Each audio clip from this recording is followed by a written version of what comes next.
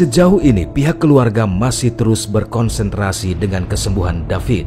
Meski belum bisa dikatakan sadar atau siuman, namun kondisinya terus membaik, terutama luka-luka luar akibat penganiayaan tersebut kini sudah semakin pulih.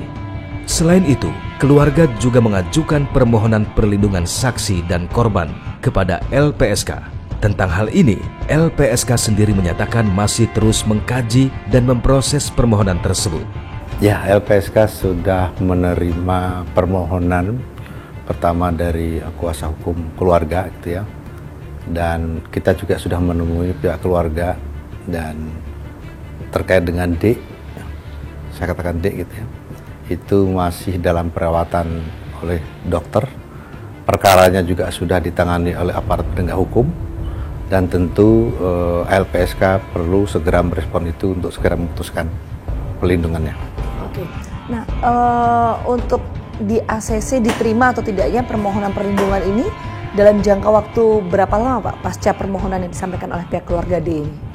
Secara undang-undang sebenarnya 7 hari LPSK segera memutuskan itu. Namun biasanya kelengkapan apa saja dan itu setelah lengkap itu baru kita bisa lakukan putuskan dan kita masih ada waktu tentang untuk memutuskan itu.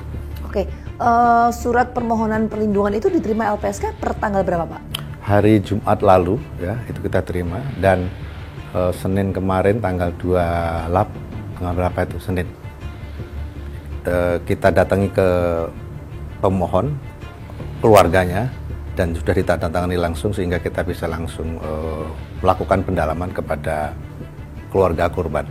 Oke, berarti per hari Senin kemarin ya Pak ya? Ya. Berarti artinya kalau 1 minggu besok Senin kurang lebih ya Pak ya? Ya untuk kira-kira begitu. Kurang lebih tapi ada waktu sebenarnya 30 hari itu bisa kita lakukan.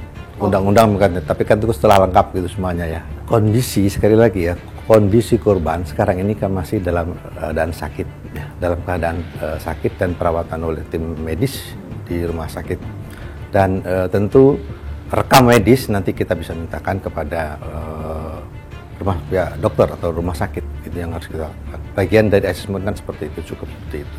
Tidak hanya keluarga korban David, keluarga anak yang berkonflik dengan hukum melalui kuasa hukumnya juga sempat mengajukan permohonan perlindungan saksi karena statusnya yang masih anak-anak. LPSK sendiri menyatakan akan menerima siapa saja secara terbuka bagi mereka yang membutuhkan perlindungan, meski tentunya semua syarat dan ketentuannya terpenuhi. Kita kan tahu di sini sudah ada beberapa orang tetapkan sebagai tersangka, status hukumnya ya. Selain D ini, adakah pihak lain yang kemudian mengajukan permohonan perlindungan ke LPSK?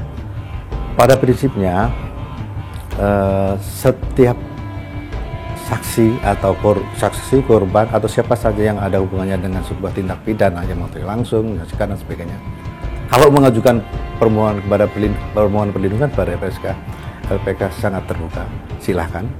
Dan LPSK akan melakukan penelaahan dari sebuah permohonan apakah memenuhi syarat-syarat perlindungan yang diatur dalam undang-undang.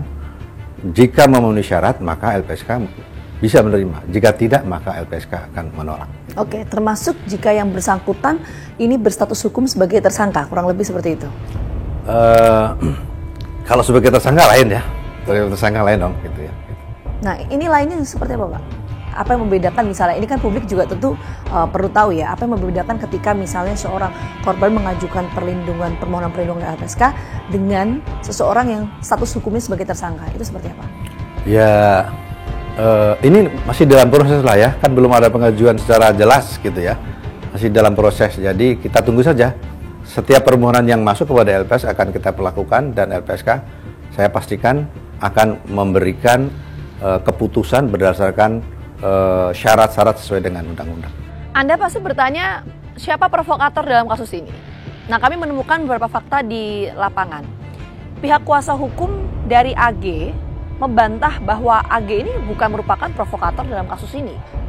Tapi hal lain disampaikan oleh pihak kuasa hukum dari Mario yang merupakan tersangka penganiayaan, sekaligus pihak kuasa hukum dari anak berinisial D yang mengatakan hal yang sama, bahwa anak berinisial AG memiliki peran yang sangat signifikan dalam konstruksi kasus ini. Tapi peran signifikan ini kan pasti jadi pertanyaan, apakah ini mengindikasikan bahwa AG lah yang merupakan provokator atau tidak? Tentu ini yang harus kita tunggu kelanjutan dari penyidikan pihak kepolisian, termasuk mengenai apa sebetulnya motif dari penganiayaan ini. Saksikan terus Fakta setiap hari Senin pukul 8 malam hanya di TV One.